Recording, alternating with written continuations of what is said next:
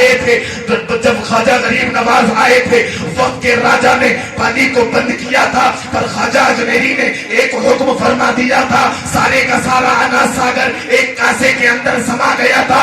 تو گویا کہ بتانے کا مقصد یہ ہے، جب اجمیر کا خواجہ سارے ساگر کو ایک پیالے کے اندر سما سکتا ہے تو محمد الرسول اللہ بھی ساری امت کو اپنی چادر کے اینما تکونوا یدرککم الموت ولو کنتم فی بروج مشیدہ۔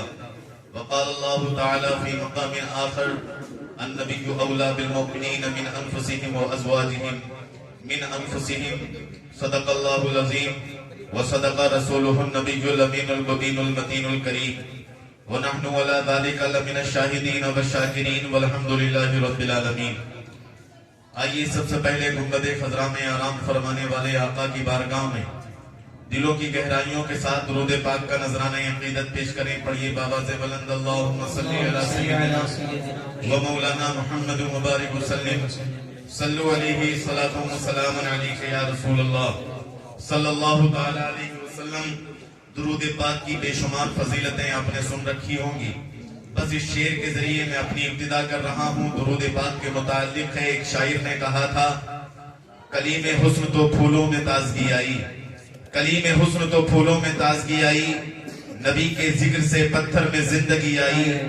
میں پڑھ رہا تھا شب داغ میں درود شریف، میری لحد میں مدینے سے روشنی آئی، میری لحد میں مدینے سے روشنی آئی، میری لحد میں مدینے سے روشنی آئی۔ ماشاءاللہ بڑا اچھا سن رہے ہیں آپ لوگ، اللہ عز و جل آپ تمام حضرات کو سلامت رکھے۔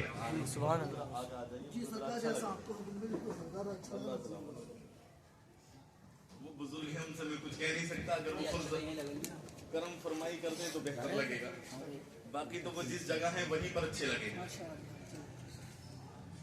درود پاک اور پڑھیں، اللہم صلی علی سیدنا و مولانا محمد مبارک وسلم صلو علیہ صلاۃ و سلام علیک یا رسول اللہ صلی اللہ تعالی علیہ وسلم۔ موت سے کس کو رستگاری ہے، آج وہ کل ہماری باری ہے۔ دنیا کے اندر مخلوق بہت بہت ہے، دنیا کے اندر بے شمار مخلوقات ہیں، شمار کریں گے مشکل پڑ جائے گا، کاؤنٹنگ ہم اس کی کر نہیں سکتے۔ اور آپ کسی بھی بات میں لوگوں کا تجزیہ کرنے کے بعد میں دیکھ لیجئے گا، کسی نہ کسی چیز میں اختلاف مل سکتا ہے، پر موت ایک ایسی تلخ حقیقت ہے کہ جس میں نہ کل کسی کو اختلاف تھا اور نہ آج کسی کو اختلاف ہے۔ اور معاملہ اگر دنیا کا لے لیا جائے، دنیاوی اشیاء کو آپ اٹھا کر کے دیکھ لیا جائے، اگر کوئی کام نہیں بن پا رہا ہو تو کچھ پیسے دے دیے جائیں وہ کام بن جایا کرتا ہے، کسی کو کچھ کھلا دیا جائے وہ کام بن جایا کرتا ہے، پر موت کا معاملہ ایسا نہیں ہے۔ اللہ عز و جل ارشاد فرماتا ہے، اینما تکونوا یدرککم الموت ولو کنتم فی بروج مشیدہ۔ تم جس جگہ بھی ہوگے، تم جہاں کہیں چلے جاؤ گے، موت تم کو آ لے گی، اگرچہ تم مضبوط اور مستحکم قلعوں کے اندر ہی بند کیوں نہ ہو جاؤ۔ اگر ہمیں کسی چیز سے ایک جگہ روک دو، چاہے جہاں روک دو، ایک جگہ روک دو، میں آپ سے دوبارہ نہیں کہوں گا کہ اس کا والیوم بڑھاؤ یا کم کرو، بس روک دیا، روک دیجیے۔ دنیا کا دستور ہے، اگر کسی چیز سے آپ بھاگنا چاہتے ہیں، گھر کے اندر بند ہو جائیں گے، اس چیز سے آپ بچ سکتے ہیں، پر موت ایک ایسی حقیقت ہے کہ آپ چاہ کر کے بھی اس سے بچ نہیں سکتے ہیں۔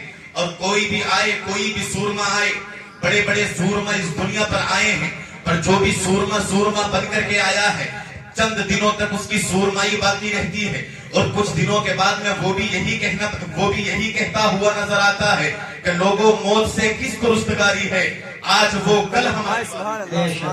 اللہ عز و جل ارشاد فرماتا ہے، آج کا اگر دیکھ لیا جائے میں کامیاب ہونے کے لیے پریشان ہوں، آپ لوگ یہ سوچتے ہیں کہ آپ کامیاب ہو جائیں، پر آؤ قرآن سے ہی پوچھتے ہیں، اے قرآن ذرا یہ تو بتا دے تیری نظر میں کامیاب کون ہے؟ تو اللہ کا کلام ارشاد فرماتا ہے، کل نفس ذائقۃ الموت، جو بھی آیا ہے اس کو اس دنیا سے جانا ہے، فمن زحزح عن النار وادخل الجنۃ فقد فاز، جو جہنم سے بچا لیا گیا اور جو جنت کے اندر بھیج دیا گیا تو وہی انسان کامیاب ہے، وہی انسان کامیاب۔ کامیابی کی جو علامت ہے وہ جہنم سے بچنے کا نام ہے، اور جنت کے اندر داخل ہونے کا نام کامیابی ہے۔ آج کل افسوس کا معاملہ یہ ہے، اللہ عز و جل کلام اللہ کے اندر ارشاد فرماتا ہے، وما من دابة في الارض الا على الله رزقها ويعلم مستقرها ومستودعها. روئے زمین پر جتنی بھی اشیاء ہیں تمام کے رزق کا ذمہ اللہ عز و جل نے لے لیا ہے. تمام کے رزق کا ذمہ اللہ عز و جل نے لے لیا ہے. خالق کائنات نے دو چیزیں بڑی اہم بنائی ہے. ایک اہم چیز پیٹ ہے, اگر آپ کھائیں گے نہیں تو زندگی بسر کیسے کریں گے. اور دوسری جو اہم چیز ہے وہ جنت ہے. اگر آپ نے صرف پیٹ بھرا ہے اور جنت کے بارے میں کچھ آپ نے غور و فکر کیا نہیں ہے تو دنیا میں کے اندر بھی زندگی بسر کرنے کا کوئی فائدہ نہیں, اور دنیا سے جانے کے بعد میں بھی ہمیش کے لیے جہنم کے اندر ڈال دیے جاؤ گے. اس سے بھی کوئی بینیفٹ کوئی فائدہ ہونے والا نہیں ہے. دو چیزیں بڑی اہم ہے, ایک اللہ عز و جل نے پیٹ بنایا ہے, دوسرا اللہ عز و جل نے جنت بنایا ہے. پر لوگوں سنو, رب ارشاد فرماتا ہے وما من دابة في الارض الا على الله رزقها.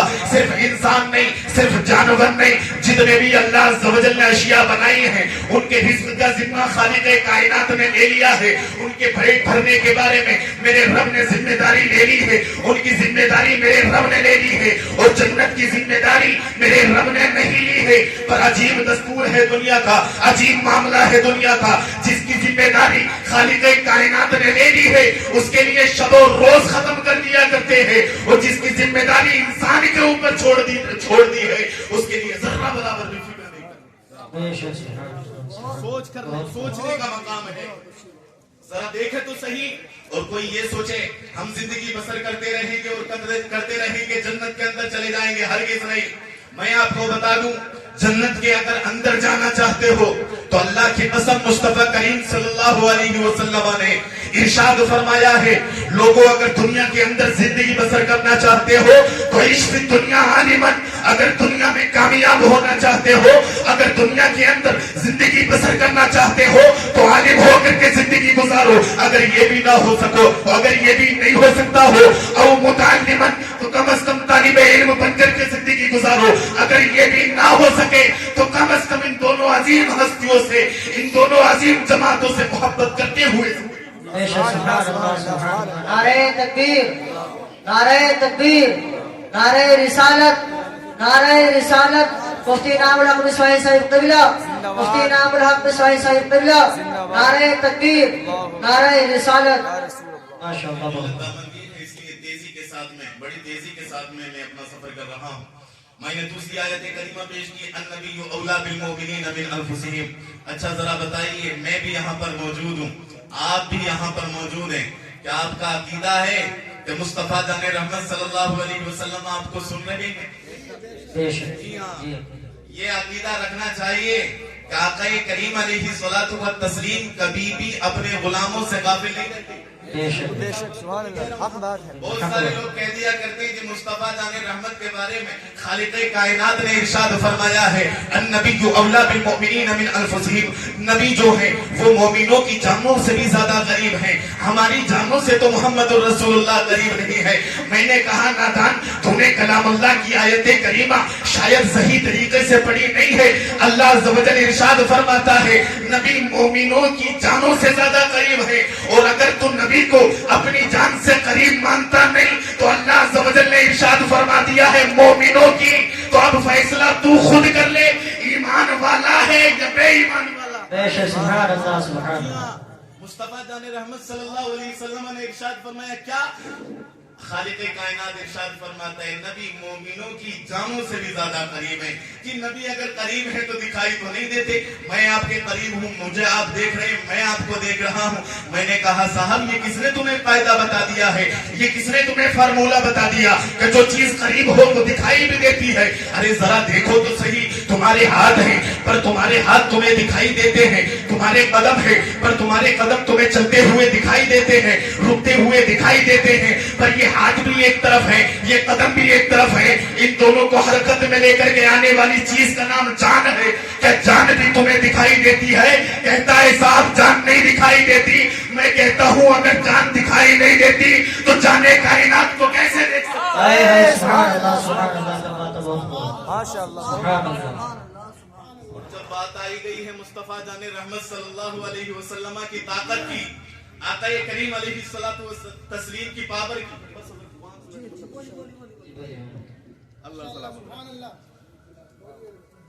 دنیا سے چلو, दुनिया के अंदर तो जो चाहता है वो चीज वो बात बन दिया करता है। चलो कब्र के अंदर चलते हैं।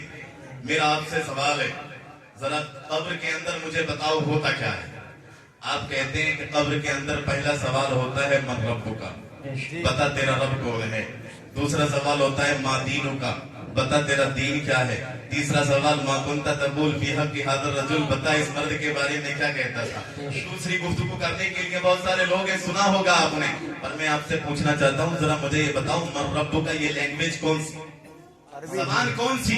आप कहेंगे अरबी, मैं कहूँगा दूसरे सवाल का जरा जवाब बताओ मा दीनु का, ये जबान कौन सी है। आप कहेंगे अरबी। अब मेरा कहूँगा तीसरा सवाल बताओ, तीसरा सवाल क्या है, कौन सी जबान में है। आप जवाब देंगे अरबी जबान में है। मैं फिर सवाल करूंगा, साहब जरा ये तो बता दो क्या अरबी जबान तुम जानते हो या नहीं जानते। आप कहेंगे पढ़ना तो जानते हैं, परवाना हम भी नहीं जानते।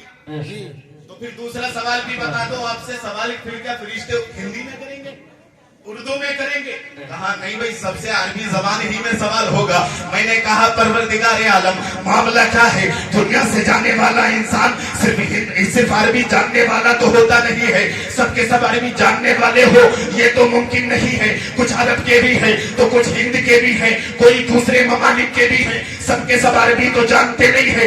मेरी अकल ने मुझे झिझोड़ करके कहा, नादान इसी शशोपंज में मुब्तला है कि सबको अरबी आते नहीं। अरे जरा ये भी तो देख, कब्र के अंदर मुस्तफा आते हैं और जब मुस्तफा कब्र के अंदर आ जाए तो अरबी खुद ब खुद।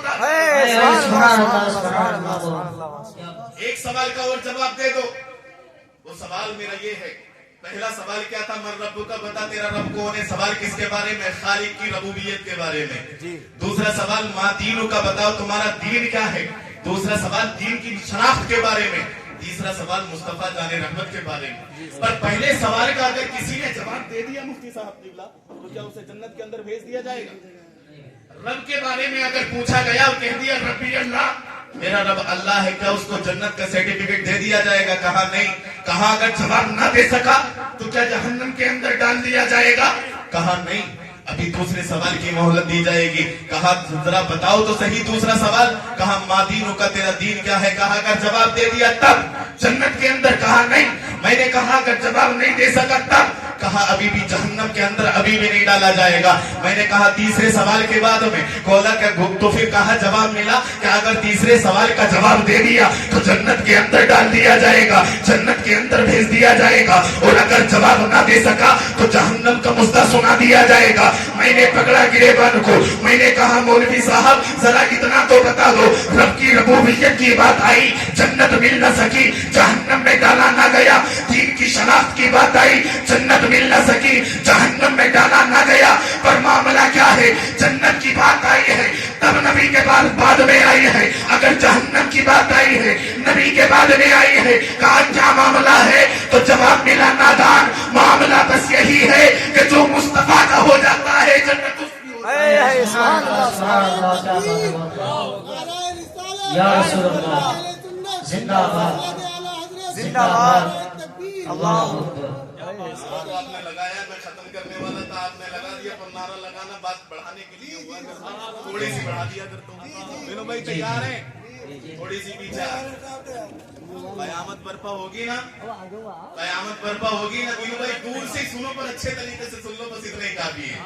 कयामत बर्पा होगी ना, हर इंसान की चाहत ये हुआ करती है मुस्तफा जाने रहमत की काली कमली के साए तले जगह नसीब मिल जाए, जगह नसीब हो जाए। यही चाहत हुआ करती है ना हर इंसान की, कुछ मिले या ना मिले, आका की काली कमली के साए तले जगह मिल जाए, बस इतना ही काफी है। मैं पूछना चाहता हूँ, मौलाना आसिम साहब पर ये माशाल्लाह चादर है, रुमाल भी आप इसको कह सकते हैं, इसके अंदर कितने लोग समा सकते हैं। एक ये समाने मुश्किल पड़ता है, अल्लाह के फजलो करम से काफी देव है कल है, अल्लाह सलामत रखे। अगर थोड़ी और बड़ी चादर ले ली जाए 2 लोग समा सकते हैं, और बड़ी चादर ले ली जाए 3 लोग समा सकते हैं। मैं कहूंगा कि वो चादर कैसी है मुस्तफा जाने रहमत की, कि सारी उम्मत को उसकी साए तले जगह चाहिए, और मुस्तफा जाने रहमत जितने लोगों को चाहेंगे उतनों को अपनी काली कमली के साए तले जगह नसीब भी फरमा یہ کیسے ممکن ہے مولا؟ یہ کیسے ہو سکتا ہے؟ چادر ایک ہے، لوگ اتنے ہیں، افراد اتنے ہیں، تو میری عقل نے مجھے جھنجھوڑ کر کے کہا اور نادان مصطفیٰ جان رحمت کی پاور کی بات کرتا ہے، ارے چل اجمیر کی دھرتی پر چل۔ جب خواجہ غریب نواز آئے تھے، وقت کے راجا نے پانی کو بند کیا تھا، پر خواجہ اجمیری نے ایک حکم فرما دیا تھا، سارے کا سارا انا ساگر ایک کاسے کے اندر سما گیا تھا۔ تو گویا کہ بتانے کا مقصد یہ ہے، جب اجمیر کا خواجہ سارے ساگر کو ایک پیالے کے اندر سما سکتا ہے تو محمد الرسول اللہ بھی ساری امت کو اپنی چادر میں سبحان اللہ سبحان اللہ، کیا بات ہے، بہت خوب، یا رسول اللہ زندہ باد۔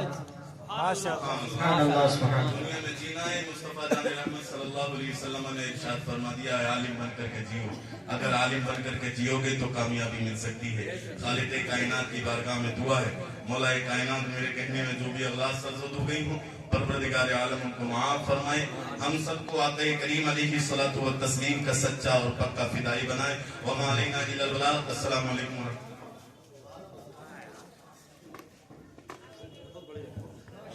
بہت ہی بہترین انداز میں حضرت علامہ مولانا مفتی انعام الحق مصباحی صاحب کا خطاب فرما رہے تھے۔ اب میں دعوت سخنگا خطیب ذیشان مقرر شعلہ بار حضرت علامہ مولانا مفتی ساجد حسین صاحب قبلہ کو کہ وہ اسٹیج پر آئیں اور ہم سامعین کے قلوب کو منور و مجلہ فرمائیں۔ حضرت کے آنے سے قبل اتنا ہی کہوں گا کہ دل کا دیا جلا کر ہواؤں میں رکھ دیا، دل کا دیا جلا کر ہواؤں میں رکھ دیا، اور ایک چاند نفرتوں کے اندھیروں میں رکھ دیا۔ دل کا دیا جلا کر ہواؤں میں رکھ دیا، اور ایک چاند نفرتوں کے اندھیروں میں رکھ دیا۔ اور دل جیتنا کسی کا بڑے فن کی بات ہے، دل جیتنا کسی کا بڑے فن کی بات ہے، یہ فن خدا نے تیری اداؤں میں رکھ دیا۔ اے سبحان اللہ۔